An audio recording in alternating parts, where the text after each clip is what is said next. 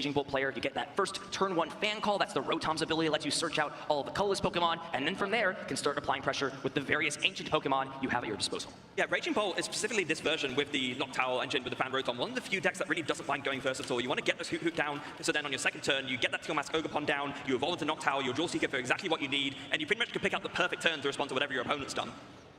Taking all 6 prize cards in the Pokemon TCG, how a player can win the match. We're waiting to see what those 6 cards will be. Both players will take those off the top of the deck, put them into our prize cam, and we're going to see right now what cards are unavailable. You take those and put them to your hand when a Pokemon is knocked out. So let's see what that looks like. You never love to see a little bit of those Pokemon, and that's not really a great sign. Double Dracloak, that Recon Directive ability is super important at allowing you to draw cards as you work your way up to becoming a powerful Dragapult EX. Yeah, not quite as bad as some of the 3 or 4 count prizes that we have seen over the course of many, many streams, including, of course, Piper Lipine yesterday pricing for Gimmighoul, but 2 of 4 Dracloak, not really what you want to see. Prize cards are out, our players are ready, cards in hand, anticipation building, you can feel it in the air. These players are nervous, they're anxious, but they know what they want, and that is a World Championship title. We are all ready to get things kicked off. Here comes the handshake, and with this, we will be seeing the start of our Juniors Finals. Let's get right into it. Our first TCG Finals match here in Anaheim 2025. Our first match indeed, and our first turn of play. The first move done, a Teal Dance onto this Teal Mask Ogerpon, 1 more card drawn. Oh, it finds that single prize Raging Bolt. What a great draw of that Teal Dance. Absolutely important draw. Getting that baby Raging Bolt down with an attachment threatens probably your most important attack on the second turn of the game, that Thunderburst Storm. It does 30 damage for each energy card attached to this Raging Bolt to any one of your opponent's Pokemon. Normally, you can only attack the active Pokemon in the Pokemon TCG, the Raging Bolt, and its long neck able to reach over the opponent's bench and pick another Pokemon to a tie pleasure to. And we're actually going to see Yuya hold this Ultra Ball in hand and choose not to grab something like the Fan Rotom. Such a key, powerful piece. We can see sometimes when you don't use that fan call ability, your board can really struggle down the end. It can, but in this specific situation, given that Yuya already had 2 Hoot in hand, I like this a lot. Something that the Dragapult player can do to kind of capitalize on the Raging Bolt player's board is to do a little snipe on a 70 HP Fan Rotom. So if you have 2 Hoot down without that, why put down the Fan Rotom? Jose, solid start, gets down that second Dreepy, the attachment for turn, Air Balloon onto the active Dreepy, allowing it to potentially retreat into a different Pokemon as both players shuffle their hands, put them to the bottom, draw 6 cards, but wow, this hand really not looking too solid here for Jose. Ooh. He's just gonna want to preserve this Dreepy, retreats for turn into Monkey Dory, no Itchy Pollen, so as things stand right now for Yuya, is gonna have full reign to the various tools at his disposal, and already has the Crispin in hand, allowing Yuya to search out 2 different types of basic energy, attach 1 to one of his Pokemon, put the other one in his hand, meaning that there can be essentially an extra energy accelerated. And with there being 3 energy on that baby Raging Bolt, Thunderburst Storm can target either of those Dreepies and start to put immediate pressure on Jose's side. About as good an INO as you could have asked for. Straight away with the Crispin, there's other things ready to go in hand as well. I saw the Latias EX, so you can put that down, and of course, with its Skyline ability, you can retrieve that Teal Mask Ogerpon for free and conserve the energy on it for a later Bellowing Thunder. Super strong draw from this INO that Jose played for Yuya. So we'll use the attachment effect from the deck to the Raging Bolt. Grass energy goes into the hand. We'll just be straight up attached, and Yuya just wants to preserve and keep these bench spots open as long as possible. Does not want to fill the bench up with things like the Latias, understands what he wants to do, no hesitation. Thunderburst Storm as Yuya Okita strikes first in game number 1. Oh, and a big top deck for Jose as Jose draws a Professor's Research. That hand was looking pretty dead otherwise, so gonna be pretty happy about that. Double Night Stretcher can get back 1 of those Dreepy and an Energy for good measure, so you can attach that onto the Monkey Dory for retreat, and then Professor's Research, really bailing out Jose here. You want to power up these Dracloaks on the bench, but Jose understands you may need some disruptive pressure with something like the Budew for an item block this turn. We'll see 7 fresh cards on the top of the deck, and the last card is that Budew. So Itchy Pollen can be the attack of choice. However, there I don't think was any Dracloak found into this hand. Oh no. Meaning that Dragapult EX is not even going to be able to come out next turn, would have to rely on something else, and this is the best that Jose can do at this spot. Play the counter catcher since he is behind on prize cards, bring up his Hoot to try and stall, and use the Itchy Pollen, shutting off item cards for Yuya on this turn. Yeah, and of course, normally that would be pretty devastating, but we know that Yuya already has that Latias EX in hand. Yeah, sure, you want to preserve bench spots generally speaking, but if you could just retreat into this Raging Bolt, Thunderburst Storm again, and start picking off more and more Dreepy, I think you're feeling pretty fine. Yeah, so sort of getting rewarded for holding that Latias EX. Of course, if that Pokemon is down, there's no point in playing the counter catcher. Holding it and preserving it, allowing Jose to essentially burn a powerful resource later on, using the Teal Dance, and is just continuing to wreak havoc on the Dreepies over on Jose's side, taking another prize card. Thunderburst storming his way to his second prize card of the game, as Jose is left with a really tricky hand to work with. Was that a Dracloak drawn for turn, maybe? No, it wasn't even. It's tough because no matter what, you're not able to deal with this baby Raging Bolt. You can commit energies, you can put Dracloak into play, but it is immediately going to be knocked out no matter what you can do this turn because it's already got all the energies and no Pokemon can be trapped, like you said, thanks to that Skyliner ability. Yeah, and there is, of note in Jose's list, there is one singular copy of Rare Candy. If you can find the Rare Candy and the Dragapult, that could be one way to get the Dragapult into play. And if you can find that Neo Up Energy, that would be the one way you can do a Phantom Dive this turn. But from the looks of Jose's hands, I don't think that he found it. Jose has not even had the opportunity to search the deck yet. We're at turn 4 at this point, and nothing has essentially happened in terms of allowing Jose to find pieces. We'll have the Buddy Buddy Poffin, one of the staple item cards in many evolution decks, allowing you to search your deck for 2 basic Pokemon with 70 HP or less. The big thing to note, though, there's a Dreepy in the prize cards, a Dreepy in the discard pile, and a Dreepy on the bench. So this Buddy Buddy Poffin can only grab a single Dreepy, and this Baby Raging Bolt already having a guaranteed lineup on one of these Dreepy means there will only be that last one remaining as a potential attacking threat. Your Dragapult EX deck will do nothing if you, shocker, can't attack with the Dragapult EX itself. Yeah, and given all of that, Jose's shaking his head, and who can blame him? Such a rough start in this game. This one singular Raging Bolt is just wreaking havoc on your board, and there's nothing you can do. See if Duskull is a potential choice. You know, that Curse Blast ability, a lot stronger in the game when, you know, the prize race is a little bit more even, but with a guaranteed another prize being taken and Yuya having taken 3 of the 6 prize cards come next turn, he's got to sort of debate what the rest of his board is going to look like this turn. Do you just grab the single Dreepy and maybe lean into something like a Phantom Dive later on in the game? We talked about some of the cool inclusions that are in the deck list here for Jose, but one of the big omissions from this deck list is it plays no copies of that Blood Moon Ursaluna EX, which can be an easy way to close things out at the end of the game and attack with an energy-efficient Pokemon. Yeah, absolutely. It's been a near staple in so many different archetypes with its Blood Moon attack and the ability for every prize card that your opponent takes, the Blood Moon Ursaluna EX attacks for 1 less energy, but so in the late stage of the game, absolutely 1 energy attack for 240 damage, very effective. Not an option available to Jose, though, unfortunately for him. It will be the Duskull and Dreepy, the 2 choices from the Buddy Buddy Poffin. And there is an energy attachment, but you kind of have to wonder, is it even worth attaching it to Dreepy if your opponent's going to want to knock one of them out anyways? They're just going to choose the one that has the energy, and because of that, it looks like we're actually going to see, is that a Psychic Energy? Wow, Psychic Energy being put on the Monkey Dory. We may see some Mind Bend action as a desperation attempt from Jose with how poorly things are going in this game 1. No, who can really blame him at this point? So it really is on Yuya here just to keep capitalizing and actually just going to attach to the active and Thunderburst Storm for 120, dealing with the Monkey Dory before it even can do anything. Wants nothing to do with any attacking options outside of Buddy Buddy Poffin, or Buddy Buddy, excuse me, Itchy Pollen. There's Poffins and Pollens, and it's a little bit confusing here on Sunday, a little bit disorienting. No monkey business around here, even. Absolutely, just wants to make sure any of these basic or stage 1 Pokemon can be knocked out with a Thunderburst Storm. And sure, Brock Scouting can find this Dracloak from the deck, but it will just essentially be knocked out as the choice from Thunderburst Storm the next turn. And Yuya, with us being, you know, just over 10 or so minutes left gone in this finals, is already 2 prize cards away from closing out game number 1. Just this Raging Bolt wrecking absolute havoc and just really sitting uncontested. And this is the power of that single prize Raging Bolt. It's something that if you just aren't able to deal with, you just keep letting it do these bench sniping attacks. You control your opponent's board and you can't evolve up into your Dragapult. And if you can't evolve up into your Dragapult, you're not controlling your opponent's board and your whole deck shuts down. Does have Ultra Ball, so this is the bare minimum Jose really needed to find this turn to stay in the game. 2 Dracloak, meaning that even if one of them are knocked out thanks to the Thunderburst Storm on Yuya's side, Dragapult EX can finally come into play and start providing some sort of attacking threat, and more importantly, deal with this Raging Bolt in the active spot. Yeah, going to be some big recon directives coming up. Of course, that really strong ability in the Dracloak. What you want to put each Dracloak you have out, you can look at the top 2 cards of your deck, and then you put 1 into your hand, the other one goes in the bottom. It's going to be some big recon directives these next few turns. Really not what you want to see if you're Jose. No. You already have the energy attachment for turn. You're going to be left with just 2 cards in hand. None of them a supporter, none of them a way to draw more cards, and it's just going to be the attachment, Itchy Pollen. But this, again, is the situation where Yuya was going to knock out one of these Dracloak regardless, and now we'll just choose your energy attachment. You're essentially just sending it to the discard pile over on Jose's side. I think it's important to say, Yuya's basically done almost nothing this game. Like, what's Yuya done? Put a bunch of energy onto this Raging Bolt, announce Thunderburst Storm free now 4 times, and taken 4 knockouts. Even if Jose can mount a comeback, and let's not forget, Dragapult, like Gardevoir, is one of those decks that can make use a lot of comeback cards to try and mount a really, really big comeback. We've seen loads over our time casting all of these games, but even this situation, I mean, the fact that you haven't even got a Dragapult down when your opponent only has 2 prize cards left to take, I am not liking Jose's odds here. Sometimes the simplest strategies are the ones that are most successful. We may see 6 Thunderburst Storms take this game. That's Thunderburst Storm number 4, taking a knockout on the Dracloak, and while Jose does have the opportunity to put Dragapult EX in, Yuya can just take another prize card next turn. There may be a position where we may not see Phantom Dive announced at all during this game. Needs to find something, and does find 2 supporter cards to choose from, that Hilda and the Iono.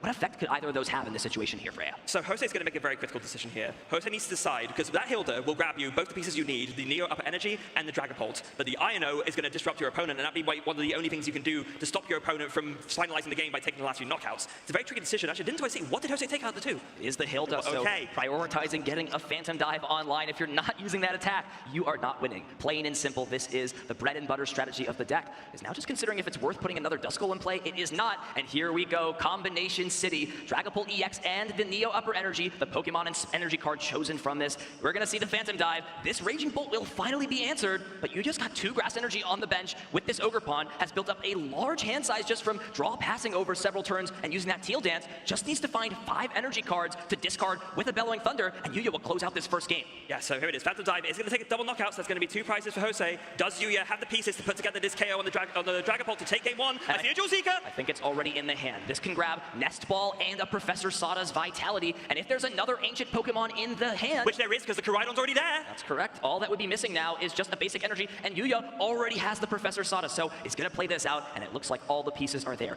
Nest Ball grabs the Raging Bolt EX, a second ancient Pokemon hits the board, Earthen Vessel is going to grab these 2 energy cards, and we are going to be showcased how easy this deck can just flood the board with energies and set up a Bellowing Thunder. Yeah, so Earthen Vessel grabs the grass and the fighting can go ahead and Teal Dance with that grass energy to draw an extra card and to get an extra energy onto the board, and you've got to imagine the Professor Sada's Vitality, there it is, it's already in hand. Yuya has everything, all the pieces to put together to take this game 1, and we are going to be moving very swiftly on to game 2. Very, very much so.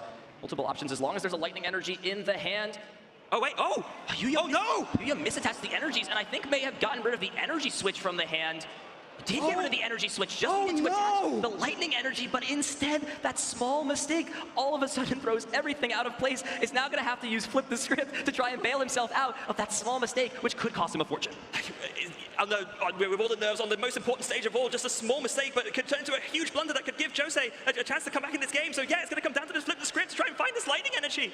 There are still plenty of options in the deck. We'll see the Teal Dance be used first, so it can draw 4 cards to the deck. 1 card off the top. It is another Teal Mask Ogerpon, and here we go. Big 3 cards. Flip the script. Lightning Energy is the key to win this game. Does not find it, but we do have another Grass Energy in hand. If there's something like an Area 0 Under Depths, potentially, that could extend the bench to 8 Pokemon to open up another spot, but I actually don't know if that's quite there. We'll get to take a peek at the deck with Ultra Ball. It's just going to go ahead and start thinning. Grabs this Ditto, that transformative start, not important in this game. And yeah, just that small misstep from Yuya is going to make what was an easy situation, a locked-up game, a little bit more complicated, especially if he cannot find this KO here. I feel like the latest victim of commentator's curse with that one, I'm not going to lie. Goodness me, just the slight misattach with the energy turned a guaranteed win into... I mean, I think Yuya's still in a pretty good position to take this, but could have guaranteed the win just then and there. We'll go ahead and use the Prime Catcher with that Koraidon to at least take out this Duskull. I like this as a backup.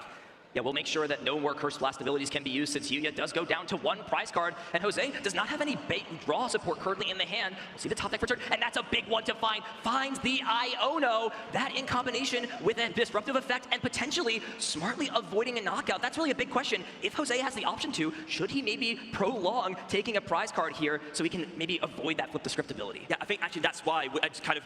This is one of the really important skills in the Pokemon trading card game. If you do make a mistake, trying your best to like play back around it to recover, and this is actually quite wise, bring up the Koraidon, because you can't really play around not knocking it out as easily if you're Jose. It forces Jose to have a gust to not trigger the Flip the Script. You can see how one small mistake in the Pokemon TCG can just spiral out of control. And good thing Yuya played that Prime Catcher last turn, because there is the Genesect with the Tool card. That Ace Nullifier really not going to have a lot of impact this turn. I think things are pretty straightforward for Jose. No other options in the hand. Jamming Tower already in play. That can't be played down, and it will be a Phantom Dive. Jose can put himself to 3 prize cards left, and by putting damage counters onto the benched Knock Towel in this spot, actually no, is purposefully going to avoid taking prize cards. We'll see what Yuya has. Just needs to find a Lightning Energy. Does not have access to that, and because this bench is full, Yuya now has to make another decision. Do you promote this Steel Mask Ogerpon and attack with it? Use that Myriad Leaf Shower to set up a 2-hit KO? Or do you maybe try and, ring around the rosy a little bit and put another Pokemon up that can hopefully either A, be knocked out to trigger that Flip the Script, or some other option? I like a third option. You bring up this Rage Ball EX, burst, roar, discard your hand and draw 6 cards. Sometimes the best way to end is not by dealing damage, but setting yourself up for success the following turn. And now Jose is put in another tough situation. We'll need to potentially find another way to disrupt the hand. There is a counter catcher off of this Recon Directive, but I'm not sure there's any supporter card, especially that Iono is really just debating which of these 2 cards, either the Arven or counter catcher. They are pretty similar in this effect. It now really just comes down to if Jose wants another item outside of that counter catcher in this spot. Yeah, so was there an Ino in a hand for Jose to disrupt the hand again? I don't see one. So yeah, just the counter catcher to try and make something of this. Gonna go ahead and bring up that Teal Mask Ogerpon, and then another Phantom Dive. And nothing you can do. Don't want to trigger that Flip the Script ability, but no matter what, Yuya is 1 knockout away, just short of taking the KO on the Teal Mask Ogerpon, meaning there are still more than enough energies on the board. Will knock out the Koraidon, actually, so Flip the Script is a potential option, but Yuya still just needs a single Lightning Energy. Will he find it this time? And Boss's orders! even need the lightning energy. Boss's orders, targets down the Badoo. It acts as a liability, and Yuya Okita, after a bit of a misstep, claws back and wins game number 1. And huge credit to Yuya there. I think it's so easy in that position. You know he made a bit of a blunder, get a little bit flustered and just throw the game from there. But after Yuya recognized the mistake, was able to play back from it, recognize I still have the advantage here and still take the win. I think it's huge credit to Yuya for being able to come back from that potential very flustering moment.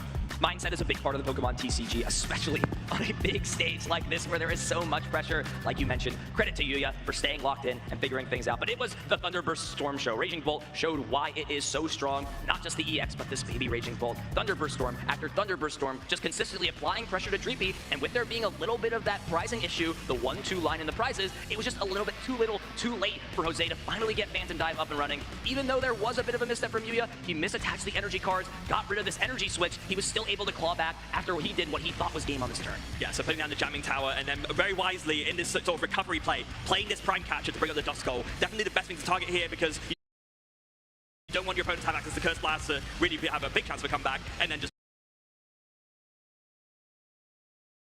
boss's orders to bring up the Badoo for the last prize of the game. So shuffling up for our second game, Jose, then he would consider the favorite going into this just with his long list and resume, and knows this Raging Bolt deck so well. He's got to be asking himself, Frey, a question that many players are at this point too. How can he adjust into this game 2 and try and force us into a game 3? Set up more Dreepy, don't prize a big part of your Dragapult line would be a good start. Not prizing cards is a valuable skill in the Pokemon. It really is. If you just believe you don't prize any important pieces, or if you just never check that they're there, it's almost as if, they're not prized if you really think about it. That's definitely how it works. We'll see what the decision is here from Jose. If he wants to go first, he'll go ahead and go second in game number 2. So both players, it seems, very set on their opening strategies. Going first with Yuya's Raging Bolt deck, and Jose valuing the plethora of options he has on that first turn, going second. Yeah, I guess as well, if you're Jose, you don't want to be in a situation where you go first, don't open with a supporter, and then your one lone Dreepy or something can be KO'd with something like a Fan Rotom. That's definitely not a situation you want to be in. And if you're forced your opponent to go first, then you know they can't attack, and you're more likely to be able to set up by virtue of being able to use a supporter to find Buddy Pop in. Always a scary situation for sure. You've got to be noting of that here. So players will set up, both players having a basic Pokemon, and prize cards coming out. Once again, Yuya will start things off. The fist bump is here. And ladies and gentlemen, we are going into game number 2 here at the World Championships. Game number 2, Yuya going first. You've got to be feeling confident here. You know that you are able to play through a mistake, and you are only one game away from becoming World Champion in the Juniors Division. And I see a Fan Rotom. I think that was the one card off of the Teal Dance. Not a bad one at all. Regardless, plenty of basic Pokemon at Yuya's disposal. Already has the Teal Mask Ogerpon in play. The Fan Rotom already down. And now the question again, we saw how important it was for Yuya to get not only the baby Raging Bolt down on turn 1, but attach that energy card from hand. If he has that yet again, these Dreepies are not going to be safe, and they are not going to be having a good time. No, they absolutely aren't, and so it's going to be absolutely vital if you can to, just like in game 1, get this Raging Bolt down, get an energy on it, and just threaten that Thunderburst Storm as soon as possible. And unlike in game 1, is able to make use of that Fan Call. What does Fan Call do, Ethan? To search out some Pokemon, colorless at bat, and 100 HP or less, and can still grab out evolution Pokemon. Noctowl, very conveniently, and I'm sure purposefully, having exactly 100 HP will be the 3 choices from that ability. And now the second question becomes bench management and energy management. Yuya's definitely going to put these 2 Hoots down. That will be no surprise. But is it worth, locking yourself out of the bench spaces for the time being? You want to put this energy, and Yuya does have the fighting energy in hand. It seems small and insignificant, but down the line, it really is going to matter when a Thunderburst Storm for 90 is just so impactful in the second turn of the game. Absolutely is. These Dreepy have 70 HP, so if you can get an energy down on the first turn, then on the second turn, either with a Crispin or a Professor Sada's Vitality, you can get 2 more energy onto this Raging Bolt, and then Thunderburst Storm is doing that devastating 90 damage snipe that we saw Yuya basically carry him all through the first game. And deciding to preemptively retreat that Teal Mask Ogerpon, and of course, is always an option to retreat in the Pokemon TCG, but just wants to make sure that Pokemon EX with 210 HP does not take the 10 damage from the Itchy Pollen. It sounds insignificant, but it does put you in exact math range for a Phantom Dive down the line. Would be a little bit more happy if this Raging Bolt in the active spot takes the small little tickles that come out from Itchy Pollen. Yeah, so often we see that Phantom Dive maps works out really nicely. If you hit something in the active, you hit a bunch of 200 HP, 2 prizes. Oh my goodness, the prizes again! Jose, you didn't take our advice! For Cloak, you need to direct yourself to the main stage. You cannot be in the prize cards. That is not a happy home if you are a fan of Jose Cruz. Does also prize the Monkey Dory. It's not an important card in this matchup, but you always got to keep note of what pieces are available. they are still manageable. A lot of the times, like you said, that one copy of Rare Candy, just getting Dragapult EX into play and not having to worry about the long and treacherous path of normal, regular evolution when you're facing down constant pressure from Thunderburst Storm could be the main piece Jose was missing in that first game to get himself back in game number 2. Yeah, and in this game, Jose is starting off nicely with an Arven, so we'll be able to get some Dreepy down quite nicely. Is already leading with the Badu, so we know that this turn is going to end on an Itchy Pollen, which is going to put Yu-Gi-Oh! In the back foot a little bit. We do know, of course, that the Noctowl is already in hand from that fan call, so we'll be able to Dual Seeker for a Crispin to get all the energy onto this Raging Bolt and start doing some damage to Jose. All you can ask, getting Pokemon down, getting ready for evolution, and the energy attachments, on this turn at least, not really significant, since you put them on the Dreepy, it's just the choice from the Thunderbird Storm to be KO'd. Yes. Jose, I'm not sure, has that energy card right now, but that's okay. Usually they're important pieces. Put it to the side for now. Number one fact, getting these Pokemon down, ready to put into play, and did have the Brock Scouting in hand too, but smartly choosing to play the Arven this turn, since finding Dracloak could be a valuable option on the following turn. Yeah, absolutely could. You want to make sure you have the option to find that. And of course, now Jose will be looking through the deck. Unlike in game 1, able to look through the deck a lot earlier, and we'll realize, oh, the 2 Dracloak again, are you kidding me? I need you in my deck, not in the prize cards. But I do need you to make a decision. So Jose taking a decent amount of time is nicely told by the judge that we'll need to select a card. You don't have all day in the Pokemon TCG. Come on, Jose. We got plenty of matches to showcase here. We got to pick things up. Respectfully, of course, will be the Air Balloon as well for the item card, rather the tool card of choice. Often gets played. Double Dreepy comes down, and sure, you're going to item lock your opponent. And interestingly enough, Jose is actually going to also get Dust Bowl down. Ultra Ball is always a key piece to grab evolution Pokemon, but just values potentially getting that up and running some point in the future. Yeah, just going to go ahead and get that now. I mean, we did see in the first game, Yuya targeted down that Duskull, knowing that some combo turns with Dusknoir can be absolutely devastating. But in the meantime, Itchy Pollen, that small little Badu that could, preventing Yuya from playing items on his next turn. How does Yuya respond? Dual Seeker, the prime ability choice for Yuya. Just going to make sure he checks how many cards are in the hand. Of course, both players want to make sure they have track of all resources available, how many cards you work with are a big option, and it's actually going to be Yuya going for the Professor Sada and finds the lightning energy off the top 3. Are you kidding me here? What a draw from Yuya. Yeah, I guess it was already guaranteed because the Noctowl was in hand, so you could go ahead and search for the other vessel. Oh no, you can't, of course, because of the Buddy. That's why you go for, I mean, do you know the Crispin's? Oh, the Crispin's prized! And he plays 1, that's why he had to go for that risk. Only 1 Crispin in the deck. Yuya taking note off of that fan call on turn 1. That piece was not available. You got to risk it sometimes in the Pokemon TCG, and this is the best match for you to find those pieces you need. Hits one of those 3 lightning energy in the deck off of the Professor Sada, and now Dracloak are no longer safe in play. Thunderburst Storm again striking, and with how Jose has again been drawing to the deck, it seems like we're seeing yet another repeat of this first game. The Dreepies and Dracloaks slowly come down, but that's all they do. They sit there and draw cards and are prime targets for Thunderburst Storm turn after turn. Maybe the biggest lightning energy draw of Yuya's life off there with the Crispin prize, able to find it and start putting this pressure on, and now Jose is once again, even with leading with that Itchy Pollen, it's very much on the back foot. Going to go ahead and use that Buddy Puff and can get some more Dreepy down from that. Maybe a second Duskull. He feels like that might be the best move to make. Nope, just going to go for the 4th Dreepy.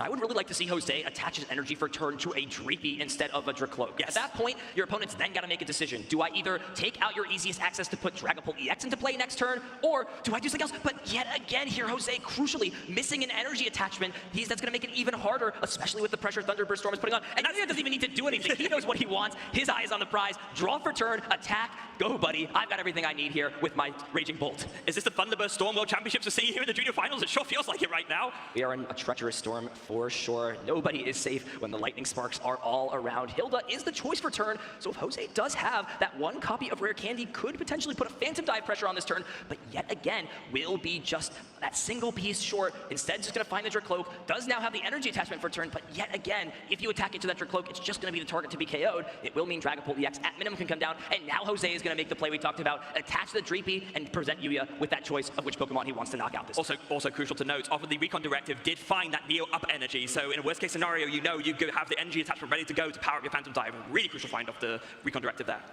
For the first time this set, the bench has become larger. Terra Pokemon are ready to show their immersive power. Area 0 under depths, thanks to there being a Terrestrial Pokemon in play, means both players, if they have that type of Pokemon, can extend the bench up to 8 over the normal 5. This Raging Bolt deck wants to play as wide as possible. We'll start things off with the Teal Dance, still under item lock, so can't do anything else, and it's actually going to be Thunderburst Storm, and does target down the Pokemon on the bench with the energy. Like you said though, Freya, Neo upper energy could potentially be the savior in the second game. Yeah, it could. Having said that, I think I still like Yuya targeting down this Dreepy, because you want to target down the energy on the field, and you don't necessarily mind 1 or 2 Dragapults being evolved up, because then of course you come in with your big bad Raging Bolt EX and you take a 1-hit knockout with Bellowing Thunder.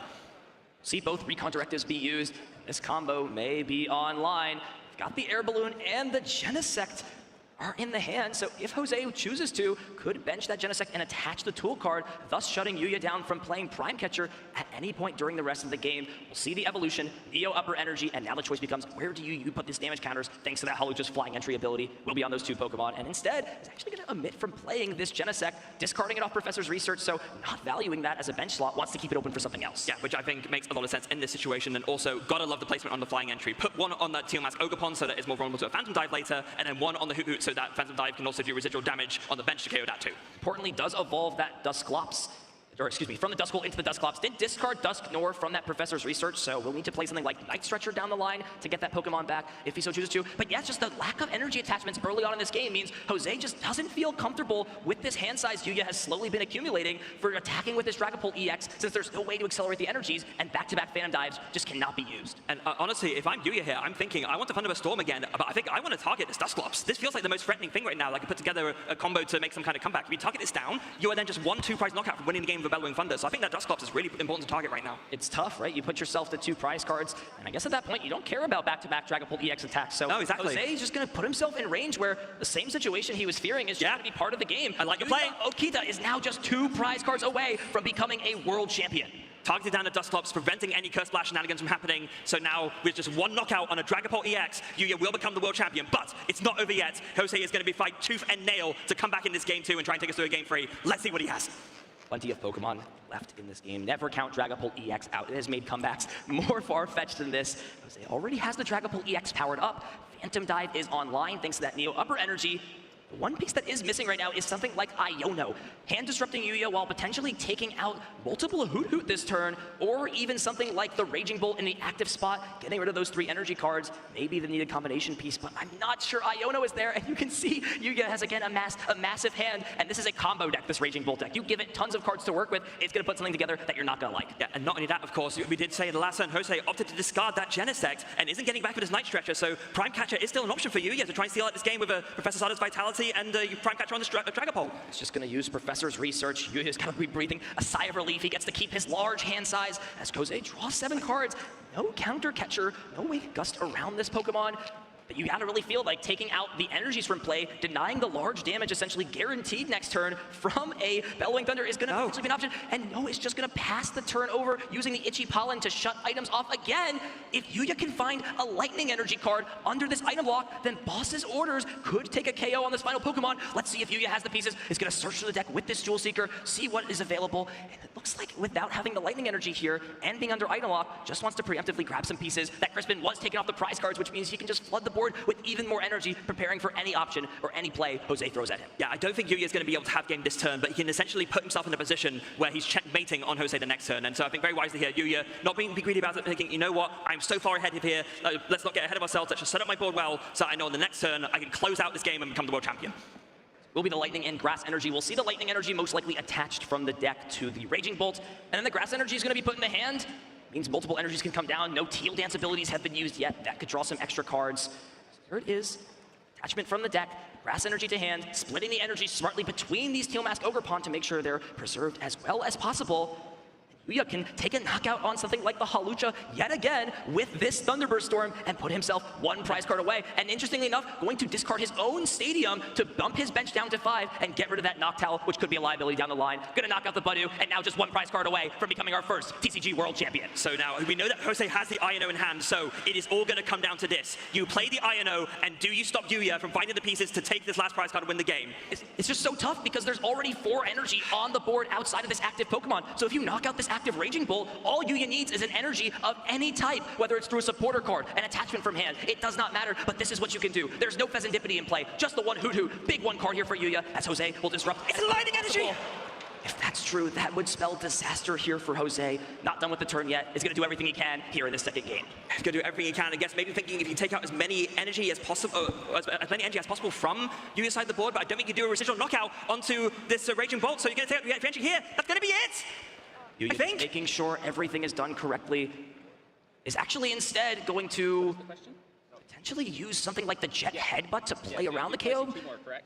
Yeah, okay. Potentially an option. It looks like we're just figuring out the Phantom Dive damage here. So here we go. We're going to see the Phantom Dive, or excuse me, here we go. Yeah, Phantom Dive is being used. This Raging Bolt is being knocked out in the active spot, and if Yuya has an energy card, this game is all over. Raging Bolt charges him. There it is! Lightning energy in the hand. Yuya Okita takes the game and becomes your Junior Division 2025 World Champion!